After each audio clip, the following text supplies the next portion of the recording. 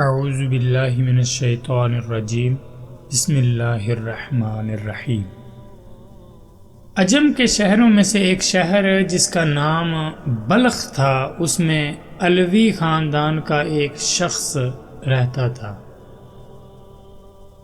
اس شخص کی بیوی اور اس کی بیٹیاں بھی تھیں، اور اللہ سبحانہ و تعالی نے انہیں ہر قسم کی نعمتیں عطا کر رکھی تھی۔ ایک وقت آیا کہ جب اللہ سبحانہ و تعالی کے حکم سے وہ شخص فوت ہو گیا تو اس کی وفات کے بعد اس کے اہل و عیال کو فقیری اور تنگ دستی نے آ گھیرا۔ چنانچہ اس شخص کی بیوہ علویہ عورت اپنی لڑکیوں کو، اپنی بیٹیوں کو ساتھ لے کر کسی دوسرے شہر چلی گئی تاکہ دشمن کے طعن و تشنیع سے بچے۔ تو اتفاقاً ان کا نکلنا بھی سخت سردی کے موسم میں ہوا۔ جب وہ جس شہر میں گئی، اس شہر میں جب ان کا داخلہ ہوا، وہ داخل ہوئیں تو اس نے اپنی لڑکیوں کو، اپنی بیٹیوں کو ایک غیر آباد مسجد میں بٹھایا اور خود ان کے لیے کھانے کا بندوبست کرنے کے لیے چلی گئی۔ تو اس کا گزر دو جماعتوں پر ہوا۔ ایک جماعت تو ایک مسلمان کے پاس تھی، یعنی اس کے پاس مجمع جمع تھا ایک مسلمان کے پاس،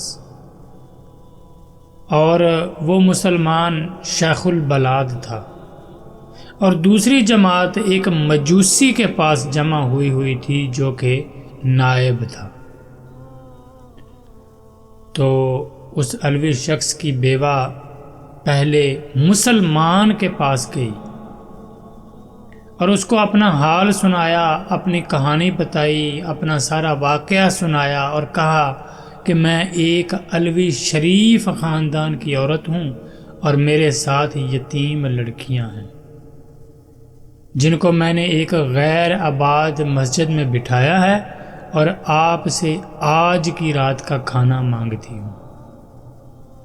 جب اس عورت نے یہ بات کہی تو اس شیخ البلد نے اس سے کہا کہ کوئی گواہ لا میرے پاس، یعنی میرے پاس کوئی گواہ لے کر آؤ کہ مجھے یقین ہو کہ واقعی تو علوی خاندان کی عورت ہے۔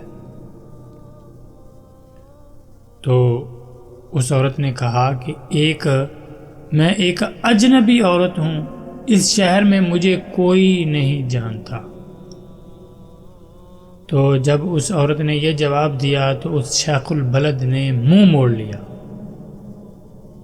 اور وہ عورت شکستہ دل ہو کر چلی گئی وہاں سے۔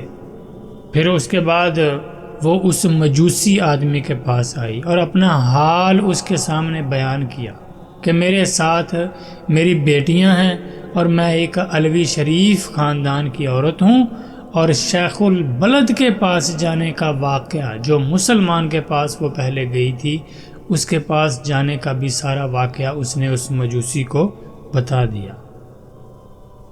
تو وہ مجوسی فوراً اٹھا اور اپنی عورتوں کو بھیجا کہ اس عورت کو اس کی بیٹیوں کے سمیت، یعنی اس کی بیٹیوں کو بھی لے آؤ اور اس عورت کو بھی میرے مکان پر لے آؤ۔ پھر ان کو اس نے نہایت ہی نفیس کھانا کھلایا اور بہترین لباس پہنایا۔ جب آدھی رات ہوئی تو شیخ البلد، جس نے اس عورت کو انکار کر دیا تھا اور اس سے گواہ طلب کیا تھا کہ میرے پاس کوئی ایسا گواہ لے کے آؤ کہ جس سے مجھے یقین ہو کہ تو واقعی علوی خاندان کی عورت ہے، جب وہ شیخ البلد، مسلمان شیخ البلد، رات کو سو گیا تو اس نے خواب میں دیکھا کہ قیامت قائم ہو گئی ہے اور نبی کریم صلی اللہ علیہ وسلم کو خواب میں دیکھتا ہے، اور ایک محل ہے۔ وہ شخص دیکھتا ہے کہ ایک محل ہے جو کہ بہت خوبصورت سبز یاقوت کا، جس کے کنارے سبز یاقوت کے بنے ہوئے ہیں، اور اس میں مرجان کے یاقوت جڑے ہوئے ہیں، وہ محل دیکھتا ہے۔ اور پھر اس شیخ البلد نے کہا کہ یا رسول اللہ صلی اللہ علیہ وسلم، یہ محل کس کا ہے؟ تو آپ صلی اللہ علیہ وآلہ وسلم نے فرمایا کہ یہ مسلمان کے لیے ہے۔ تو اس نے کہا یا رسول اللہ صلی اللہ علیہ وسلم، میں مسلمان ہوں۔ تو جب خواب میں شیخ البلد نے کہا کہ یا رسول اللہ صلی اللہ علیہ وسلم، میں مسلمان ہوں، تو اس کے بعد آپ صلی اللہ علیہ وسلم نے فرمایا کہ میرے پاس کوئی گواہ لے کر آؤ، میرے پاس کوئی گواہ لے کر آؤ، کوئی ایسا گواہ لے کر آؤ کہ جس سے یہ ثابت ہو جائے کہ تو واقعی مسلمان ہے۔ جب اس نے خواب میں نبی کریم صلی اللہ علیہ وسلم کی یہ بات سنی تو وہ سن کر حیران رہ گیا۔ تو فرمایا نبی کریم صلی اللہ علیہ وسلم نے کہ وہ عورت، وہ الویہ عورت جب تیرے پاس آئی تھی تو تو نے بھی تو یہی کہا تھا کہ میرے پاس گواہ لے کر آؤ، میرے پاس کوئی ایسا گواہ لاؤ جس سے مجھے یقین ہو جائے کہ تم الویہ عورت ہو۔ تو سو اسی طرح تم بھی گواہ لے کر آؤ میرے پاس کہ مجھے یقین ہو کہ واقعی تم مسلم ہو۔ جب خواب سے بیدار ہوا تو اس منظر کو خواب میں دیکھنے کے بعد جب وہ بیدار ہوا تو بہت ہی غم زدہ اور پریشان ہوا تھا۔ تو اٹھنے کے بعد یعنی بیدار ہوتے ہی اٹھتے ہی دریافت کیا کہ وہ عورت کہاں ہے۔ جب معلوم ہوا کہ وہ عورت مجوسی کے پاس ہے تو اس نے آدمی بھیجا کہ مجوسی کو میرے پاس لے کر آؤ۔ چنانچہ وہ مجوسی اس کے پاس لایا گیا تو اس نے اس کو کہا کہ میں یہ عورت، یہ الویہ عورت تجھ سے مانگتا ہوں، اس کی بیٹیوں کو بھی میرے حوالے کر دو۔ تو اس نے کہا کہ یہ کام بہت ہی مشکل ہے اور مجھ کو بلا شبہ بہت برکات حاصل ہوئی ہیں۔ اس نے کہا کہ مجھ سے 1000 دینار لے لو اور ان کو مجھے دے دو۔ پھر اس مجوسی نے جواب دیا کہ یہ بہت مشکل ہے، میں انہیں واپس نہیں کروں گا۔ مجوسی نے کہا کہ جو چیز آپ چاہتے ہیں میں اس کا زیادہ مستحق ہوں۔ یعنی اس کو پتہ چل گیا کہ یہ اپنے خواب میں محل دیکھ آیا ہے۔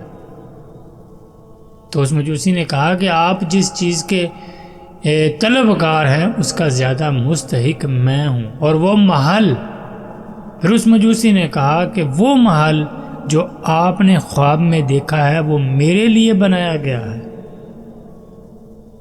کیا تم میرے سامنے اپنا اسلام ظاہر کرتے ہو؟ یہ اس مسلمان شیخ البلد نے دریافت کیا کہ کیا تمہارا مطلب اب یہ ہے، جب تم یہ کہہ رہے ہو کہ وہ محل تمہارے لیے بنایا گیا ہے، تو کیا اب تم مجھے یہ بتانے کی کوشش کر رہے ہو کہ تم مسلمان ہو؟ تو اس مجوسی نے جواب دیا کہ اللہ سبحانہ و تعالی کی قسم، جب تک میں اور میرا اہل و عیال تمام کے تمام اس الویہ عورت کے ہاتھ پر مسلمان نہیں ہوئے، ہم رات کو سوئے نہیں تھے۔ تو مسلمان ہونے کے بعد جب ہم سوئے تو میں نے خواب میں اسی طرح دیکھا تھا جس طرح تم نے دیکھا ہے، اور مجھے رسول اللہ صلی اللہ علیہ وآلہ وسلم نے فرمایا کہ وہ عورت الویہ اور اس کی بیٹیاں تیرے پاس ہیں۔ یہ آپ صلی اللہ علیہ وسلم نے مجھ سے، وہ کہتا ہے کہ مجھ سے دریافت فرمایا، تو میں نے عرض کیا کہ جی یا رسول اللہ صلی اللہ علیہ وآلہ وسلم، وہ میرے پاس ہیں۔ تو وہ کہتا ہے کہ تو اس کے بعد نبی کریم صلی اللہ علیہ وسلم نے فرمایا کہ یہ محل تیرا اور تیرے گھر والوں کا ہے، تو اور تیرے گھر والے تمام جنتی ہیں۔